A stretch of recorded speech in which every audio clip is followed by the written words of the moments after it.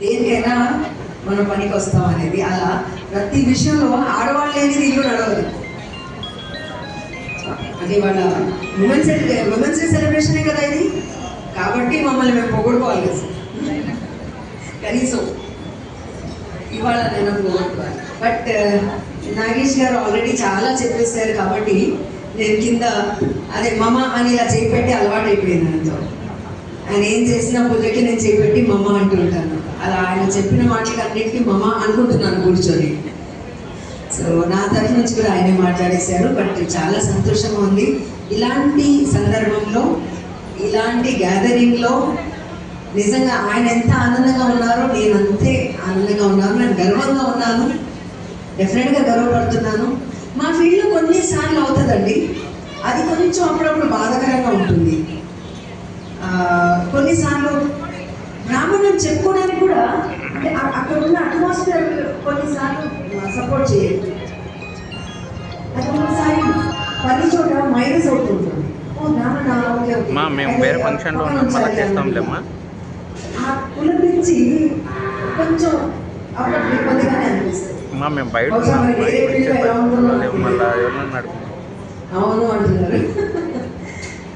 రాగానే ఇక్కడ అమ్మవారిని చూశాను, అక్కడ అమ్మవారిని చూశాను, చాలా ఆనందంగా ఉంది. Thank you so much Srinivas గారు అండ్ లక్ష్మి గారు.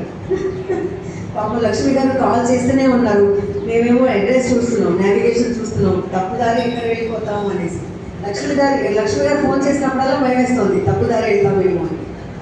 ఆవిడకేమో మేము ఇక్కడ రావాలేదు. But thank you so much. ఒక ఈవెంట్ చేయడం అంత ఈజీ కాదు. ఒక ఈవెంట్ చేస్తున్నాం, ఒక ఫంక్షన్ చేస్తున్నాం, ఇంతమంది గ్యాదరింగ్, ఇంతమంది వెయిట్ చేస్తున్నారు ఇక్కడ, మేమేమో వస్తున్నాము అని చెప్పాల్సి వచ్చింది. దానికి నిజంగా మేము మీ అందరినీ క్షమాపణ కోరుకుంటాను. ఎందుకంటే మేము అనుకోకుండా లేట్ అయ్యాము. ఆ డిస్టెన్స్ చాలా ఎక్కువ. ఇవాళ నిజంగా మా ఆయన చూసిన జాలీగా అనిపించింది. డైలీ డ్రైవ్ చేయడం వేరు, కానీ చాలా లాంగ్ డ్రైవ్ అయిపోయింది. వాళ్ళు almost more than 200 kilometres already drive చేశారు. సో ఇప్పుడు మళ్ళీ మేము ఇంకో మా ఫ్యామిలీ ఫంక్షన్ అక్కడికి వెళ్ళాలి కాబట్టి మళ్ళీ డ్రైవ్ చేయాలి అయినా. But thank you so much, చాలా హ్యాపీగా ఉంది. కానీ ఒకరికొకరు తోడుగా ఉండి ఇంట్లోనే అది కాకుండా మనం కూడా ఒక గ్రూప్గా ఫామ్ చేసుకొని ఒకరికొకరు సపోర్ట్ ఇచ్చుకుంటూ మనం ఏదైనా ఇప్పుడు చెప్పారు కదా కుకింగ్ బిజినెస్ అన్నారు, రకరకాలుగా ఉన్నాయి. సో అలా కలిసిమెలిసి ఇంకా మనం పైకి రావాలని కోరుకుంటూ ఉండాలి. దానికి మనం శ్రమ పడాలి, చేయాలి. నాకు ఒక ఇన్సిడెంట్ గుర్తుంది. ఐ డోంట్ నో అది నేను ఏ విధంగా ప్రెజెంట్ చేస్తానో. మా ఆయన ఒక వేదిక తయారు చేశారు. అది సభలో చెప్పాలో వద్దో నాకు తెలియదు.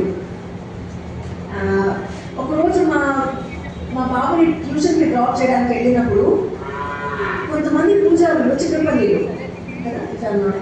చిక్కడపల్లిలో ఒక 3-4 బ్రాహ్మణులు దగ్గరకు వచ్చి, అర్చకులు దగ్గరకు వచ్చేసి, సార్ మీ ఇంట్లో ఏమైనా కార్యక్రమం ఉంటే చెప్పండి, మాకు అనే పని లేదు కాబట్టి ఏదైనా వర్క్ ఉంటే చెప్పండి, ఇలా పూజ ఉంటే చెప్పండి, ఏదైనా ఉంటే చెప్పండి అని అడిగారు. ఆయన ఇంటికి వచ్చి చాలా బాధపడ్డారు. అని ఇదేంటి వేదం చదివిన వాళ్ళు వచ్చి ఇలా అంటే క్షమించండి నేను ఇలా పదం వాడుతున్నానని అలా అడుక్కునే వాళ్ళలాగా బండి దగ్గర వచ్చేసి ఏదైనా కార్యక్రమం ఉంటే చెప్పండి అని అడగడం ఏంటి అని ఆయన చాలా బాధపడ్డారు. ఆ బాధపడిన తర్వాత దీని గురించి మనం ఏం చేయగలం, నేనేం చేయగలుగుతాను అని ఆలోచించి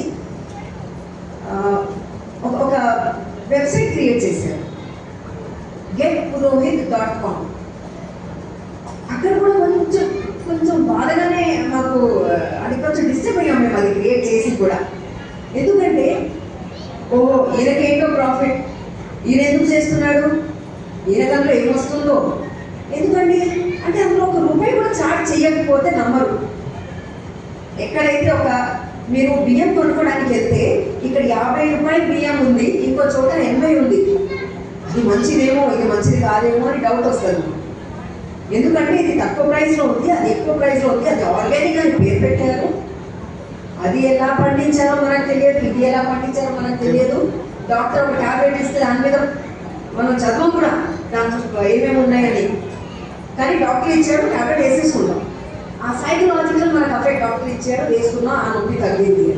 కానీ ఇక్కడ బియ్యం ఇది 55 కరెక్టా, రూపీస్ కరెక్టా మనకు తెలియదు, కానీ 80 రూపీస్ అనగానే అది బహుశా మంచిదేమో అని అక్కడికి వెళ్తాం.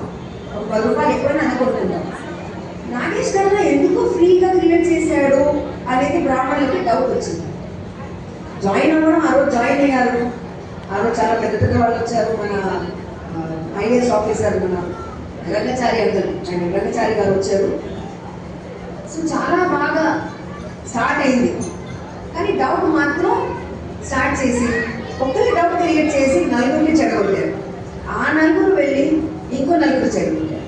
సో అలా ఆయన డిస్టర్బ్ అయిపోయి ఇంకా నేను చేయలేదు అనేసి వదిలేశారు. అది -పాయింట్ మనలో ఉన్నది. అది కొంచెం గ్రహించి సపోజ్ ఒకటి చేస్తున్నారు, వాళ్ళకి మనం సపోర్ట్ చేయాలి అనుకోవాలి. కానీ దాంట్లో మనం డౌట్ తీసి ఆయన ఒక మంచి వేదిక తయారు చేశారు. నేను ఎంత హ్యాపీ ఫీల్ అయ్యాను. ఎందుకంటే ఇప్పుడు ప్రతి ఒక్కరికి ఇప్పుడు అలవాటైంది. స్విగ్గీ, జొమాటో ఇది లేని టైంలో ఎప్పుడో చెప్తున్నాను నేను, చాలా ఏళ్ళు. ఇది ఎన్ని ఇయర్స్ అండి? బిఫోర్ కరోనా చాలా ఉంది కదా. సో 8 ఇయర్స్ అలా అయిపోయింది. 8 ఇయర్స్ బ్యాక్ మనకు ఇంత స్విగ్గీ, జొమాటో ఇవన్నీ అలవాటే లేని టైంలో మనం ఇప్పుడు ఆటో బుక్ చేసేస్తున్నాము అంటే దగ్గర ఉన్న ఆటోనే మనకు వస్తుంది. ఇది బ్రాహ్మణ ఆటో వస్తుందా చూడలేము కదా. మనం డెస్టినేషన్కి వెళ్ళాలి అంటే ఆటోనే రావాలి. ఆయన క్రియేట్ చేసిన ప్లాట్ఫామ్లో ప్రతిసారి ఆయన ఎక్కడో కుకట్పల్లిలో ఉన్న అర్చకులు నా ఇంటికి ఆయనే రావాలని కోరుకుంటాను నేను. అదే అర్చకులు రావాలి అని ఎల్బీ నగర్ వాళ్ళు కూడా కోరుకుంటారు. ఆయన ఒక్కళ్ళే అన్ని చోట్ల వెళ్ళి పూజ చేయించలేరు. కానీ ఎల్బీ నగర్లో ఉన్న పూజలు కూడా ఉన్నారు కదా, వాళ్ళు కూడా ఉపాధి కలగాలి కదా.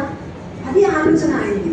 ఆ ఆలోచనతో అక్కడ చూసినప్పుడు ఏ కోరికలు మీకు దగ్గరలో ఉన్నారు, ఆయనే వస్తారు, పూజ చేయిస్తారు. తర్వాత మీరు రేటింగ్ ఇవ్వచ్చు. రేటింగ్ ఇచ్చినప్పుడు మీకు తెలిసిపోతుంది, ఎస్ ఈయన బాగా పూజ చేయించారు. సో అది ఒక మంచి ఉద్దేశంతో క్రియేట్